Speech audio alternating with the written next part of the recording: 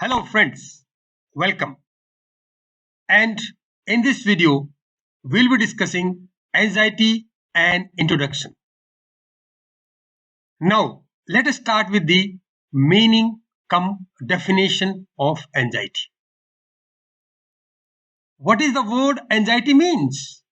Or how we can define the word anxiety? Remember, here I am not talking about the academic meaning of anxiety. My focus is the psychological meaning of anxiety. So what's that? It's a kind of feeling, an intense feeling due to some frightening situation or a feeling of excessive worry or fear. Now, how we define that? Anxiety is usually defined as a diffused, vague, very unpleasant feeling of fear and apprehension. This is what NCERT book says about the anxiety. An emotion characterized by feelings of tension, worried thoughts, and physical changes like increased blood pressure. So, there are physiological changes that occurs due to excessive worry accompanied by the fear. So that leads to a specific kind of feeling that is known as the anxiety. And remember, anxiety can shorten your lifespan.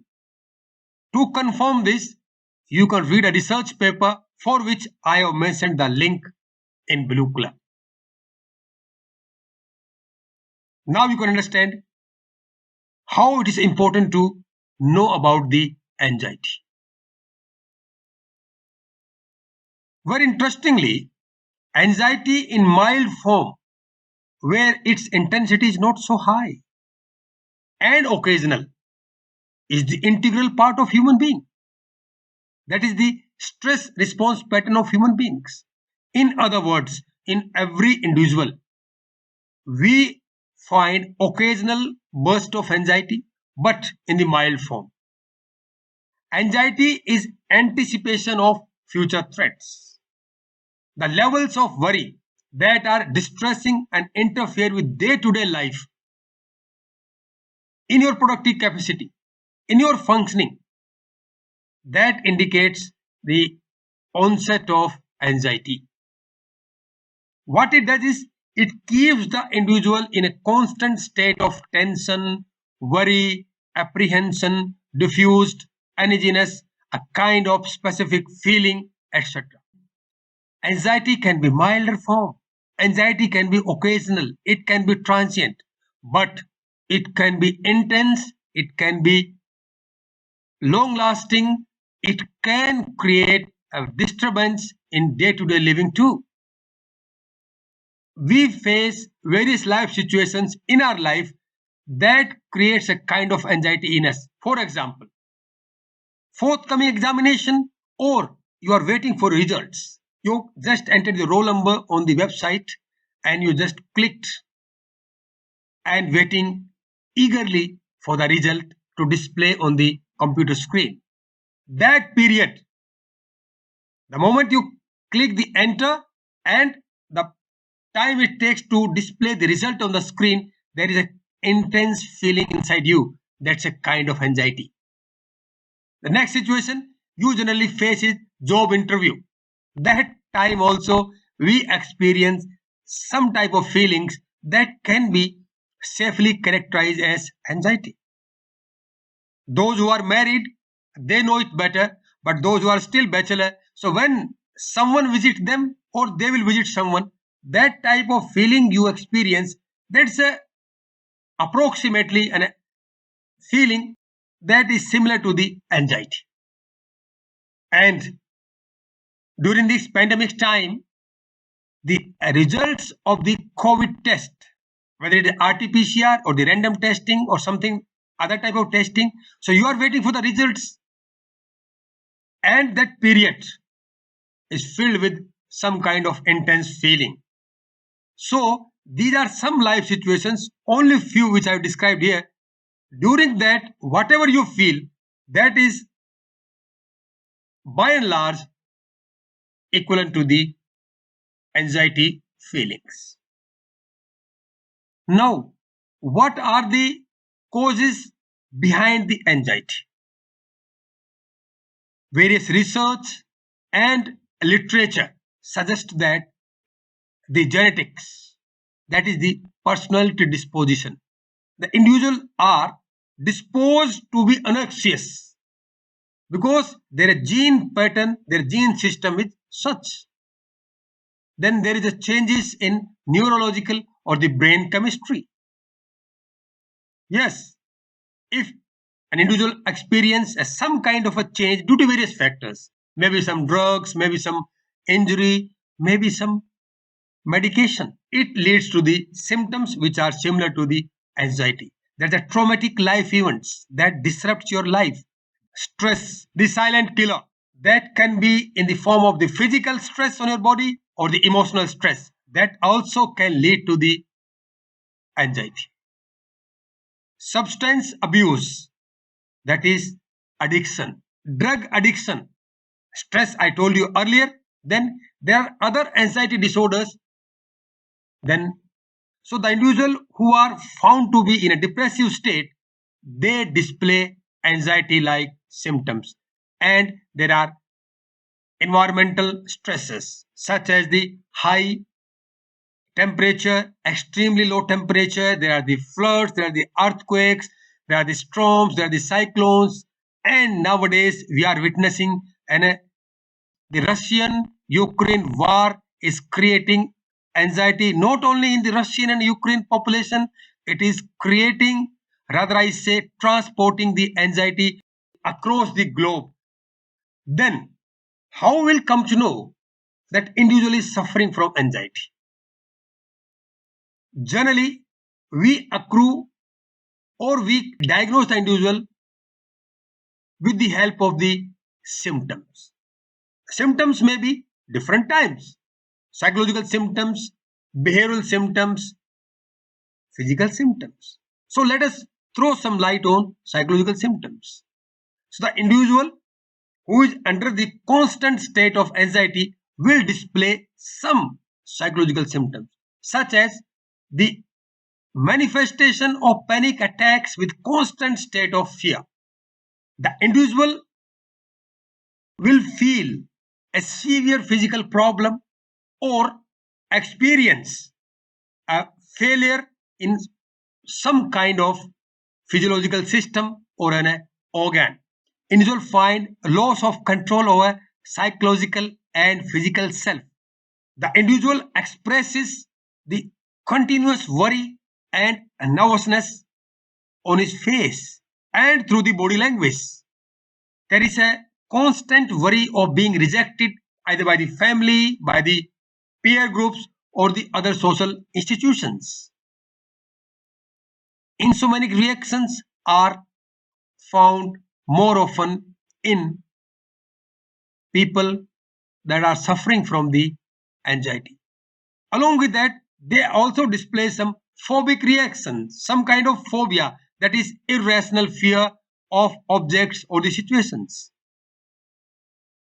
Those who suffers from anxiety, the event that occurred in the past remains to disrupt this present life too. Then one of the important psychological symptom is individual always feel some mental discomfort. That feeling is continuous. Now the behavioral symptoms. There are certain doubts in the mind of the students that what is the difference between psychological symptoms and the behavioral symptoms? That's a pertinent question. The psychological symptoms are purely internal symptoms, though behavioral symptoms also comes under the domain of psychological symptoms. But the behavioral symptoms are those symptoms which are observable by others. The psychological symptoms may or may not be observable. but behavioral symptoms are. I'll discuss some symptoms such as feeling of nervousness and excessive emotional expression. So feeling of nervousness is internal, but if that nervousness is expressed by the emotions or by through the facial feedback, then we can understand there is a chances of anxiety. You will witness a significant variation in the regular life of the individual. If there is a fear, irrational fear, without any significant cause, that can also indicate a feeling of anxiety. If individual regularly avoids or escape the social gathering, such as marriage functions or some social functions, that also indicates there is a presence of anxiety in the individual. Feeling of uneasiness in the event of being alone. Individual fails to remain alone peacefully. Hate crowded places. If at all individual is trapped in a crowded place, he or she will put all efforts to just escape from that situation. The people who are suffering from anxiety, they are master in procrastination and delaying the things. They feel hesitation in speaking or expressing themselves in the presence of other people. Remember, these symptoms are indicator of anxiety only when they interfere with your day-to-day life. The response style of the individual is not proportionate to his style of behavior. It is not compatible with the previous behavior. There is a marked change in the response pattern. And one more important behavioral symptom is obsessive thoughts, ritualistic ideas, that is regularly, continuously washing hands. Or when someone puts a lock and they try to test it by pulling it, whether it is locked, they will move away, they'll come back, again pull it, move away, come back. If individual engage in such type of behavior, then we can accrue that there are some chances that particular individual might suffer from the anxiety.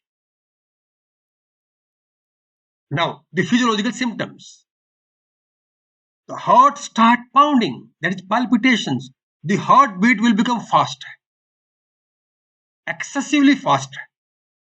The mouth goes dry and individual feels weakness in the knees. The regular stomach churning and feeling sick. Body limbs start get vibrating. There is a trembling in the various body parts. Tingling and numbing sensation across the body. Excessive muscular tension. The rate of respiration increased substantially, and more often feeling giddiness. These are all physiological indicators of anxiety. Now let us discuss some of the salient features of anxiety. I'm not going to explain it in deeper detail, but these are very important points to understand the anxiety as a mental disorder. So it's a psychophysiological response to the situation or to the forthcoming events.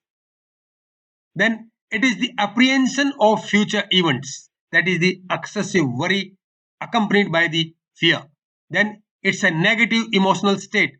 Though anxiety is a emotional state, but it's a negative one. Arousal is the byproduct of anxiety, either for the escape or to avoid something, to remain aloof from the social situations.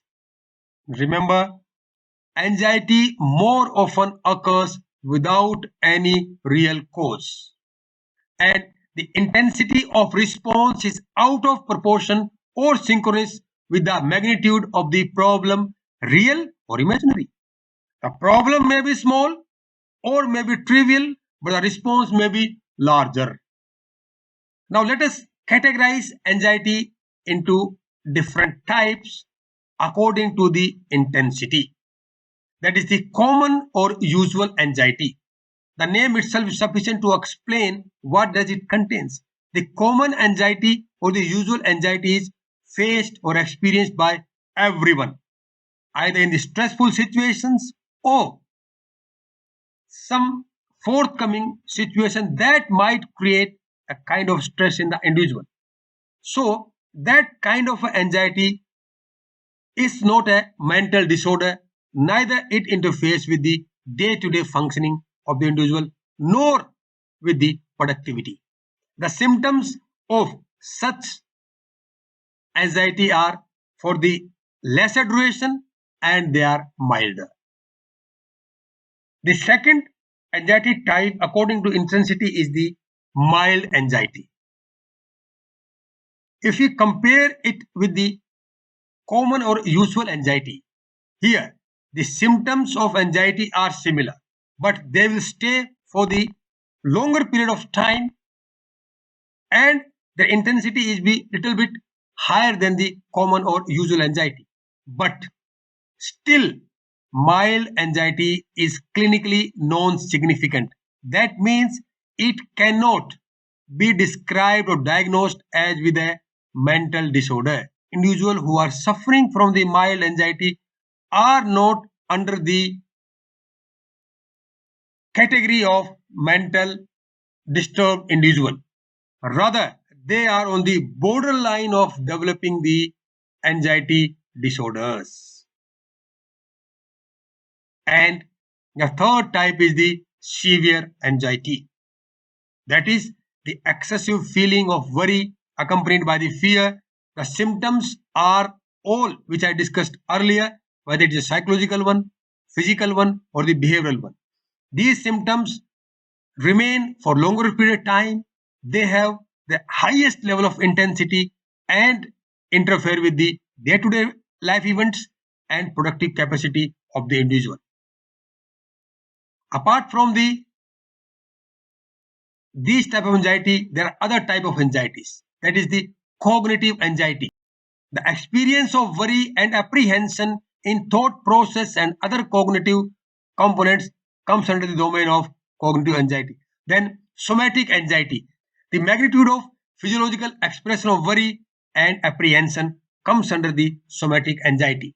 Then the state anxiety. That is, it reflects the psychophysiological state of the individual when in certain situations or the response pattern to the unusual or unpleasant situations. Then the cognitive state anxiety. It means the magnitude and intensity of worry and negative thought process indicated by the CSA, that is cognitive state anxiety. Then somatic state anxiety. In this kind of anxiety, the individual perceive, experience the subtle changes in the physiological system of the body. If there are trivial changes in the physiological functioning of the human body, and individual has capacity to experience them regularly and more often, it comes under the somatic state anxiety. Then trait anxiety. Some people are genetically predisposed to be anxious. Their personality type is such, they remain in the state of anxiety continuously. That is, by birth they are anxious. Now, the classification of anxiety. Do not confuse between the type of anxiety and classification of anxiety. Here the classification of anxiety is from the different perspective. Rather I say from the perspective of Sigmund Freud. So here word is the reality anxiety. That is anxiety that is occurring due to the real life situations, or when an individual experience a real life situation or anticipate a situation. Due to that anticipation or the experience, if there is a kind of symptoms in an individual which are similar to the symptoms of the anxiety, that state is generally termed as the reality anxiety. Now let us take an example. If individual suffers from some kind of anticipation that this LPG cylinder may blast anytime, or while driving an individual is constant state of fear that there may be chances of road accidents, or being constantly watched by someone, that also lead to the development of anxiety. Read Mahabharata, and in that there is a event Yaksh Yudhishthir Samvad. That discussion also indicates a kind of anxiety, because Yudhishthira was in a constant state of worry why his brothers didn't return from the pond.